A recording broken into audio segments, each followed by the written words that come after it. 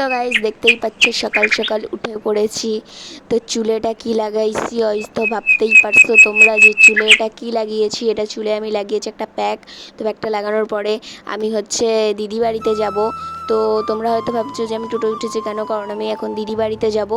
কারণ তোমরা তো জানো আমার মাথায় যখন যেটা ঘোরে আমি তখন সেটা করি। তো দেখতেই পাচ্ছ আমার দিদি দেখো দাঁড়িয়ে রয়েছে আমার জন্য। আমি ফোন করেছিলাম, বললাম রাস্তায় দাঁড়াতে, তো আমার দিদি দাঁড়িয়ে রয়েছে।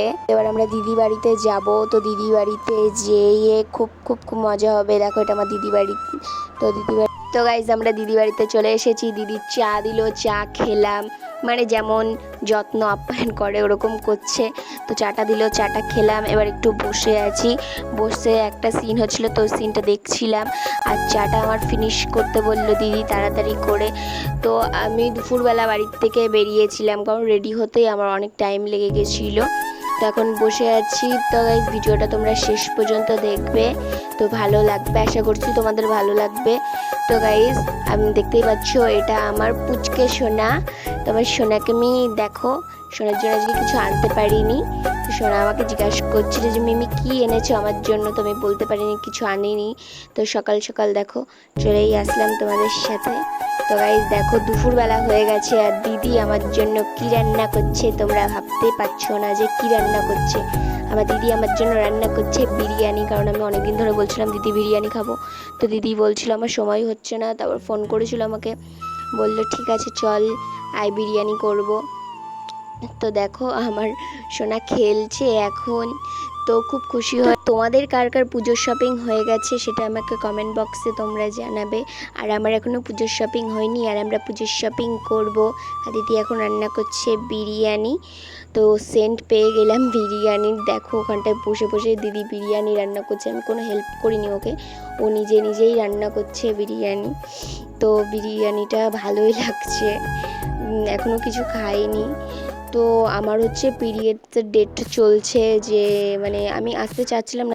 সত্যি কথা বলতে গেলে কি আমার পিরিয়ড হলে আমার একদম ভালো লাগে না, কারণ দিনটা খুব খারাপ যায়। আর আমার খুব পেটে ব্যথা করে পিরিয়ড হলে। তো দেখো আমি যেটার ভয় পাচ্ছিলাম ঠিক সেটাই হলো, জাস্ট পিরিয়ড হয়ে গেছিলো। আর আমার সারা দিনটা খুব খারাপ কেটেছে। আর আমি দিদি বাড়িতে 3 দিন ছিলাম। আমি প্রথম দিনকার ব্লগসটাই তোমাদের সাথে জাস্ট কন্টিনিউ করছিলাম, ঠিক আছে।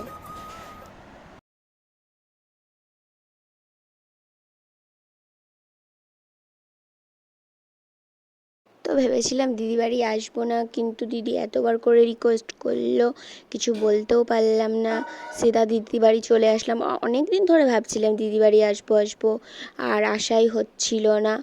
তো এসেছি, আমার দিদিও খুব খুশি হয়েছে। তো এই সারাদিনের এই ব্লগসটাই তোমাদের সাথে কন্টিনিউ করব আমি। ভিডিওটা ভালো লাগলে আগের থেকেই বলছি সাবস্ক্রাইব করে দেবে। দেখো বিরিয়ানি খাচ্ছি, আর বিরিয়ানিটা দেখে আমার তো খুব লোভ লাগছে, তো আমি বিরিয়ানিটা এখন খাবো। তো বিরিয়ানিটা দেখেই মনে হচ্ছে অনেক ভালোই হয়েছে। তো বিরিয়ানিটা খাচ্ছি দেখো, ঝাল লেগে গেছিলো আমার পুরো। আর যেইটা ভেবেছিলাম ঠিক সেইটাই হলো, পিরিয়ড আমার হয়েই গেল। তো দিদি ফ্রিজে কিছু ছিল না, চকলেট ছিল না, ওর জন্য আমাকে চকোবার এনে দিলাম। চকোবারটা খেলাম যাতে পেটে ব্যথাটা একটু কমে।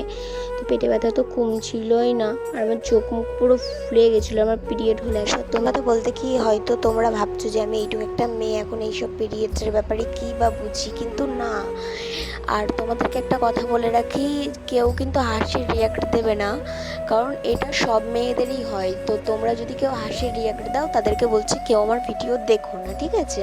কারণ এইসব মানে এইসব একটা নর্মাল ব্যাপার নয়।